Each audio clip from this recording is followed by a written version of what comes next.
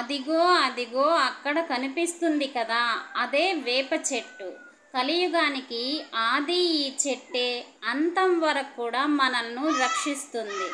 వేప చెట్టు ఊరు ఊరు తిరిగినా, ఏ గాలిని పీల్చినా, ఏ కొలని చెంత మొలిచినా, బురదలో మొలచినా, చెరువు గట్టున మొలచినా, ఉప్పు నీరు తాగినా, మంచినీరు తాగినా తన స్వభావం మార్చుకోదు. నిలువెత్తు నిదర్శనంగా చేదును వరంగా అందిస్తుంది.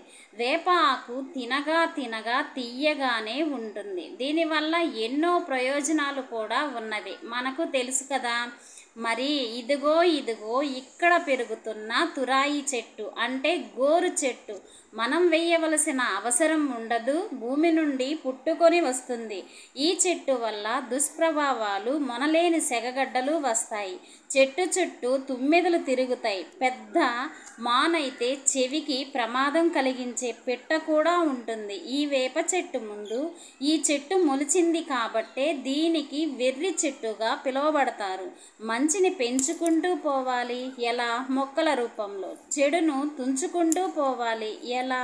మొక్కలను తీసివేయాలి. పొలంలో కలుపును తీసేస్తాం కదా, అలానే చేయాలి. నాకు అందిన లీల ప్రకారమే నేను చెప్పాను.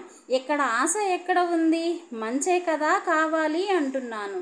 నచ్చితే ఒక లైక్ చేయండి.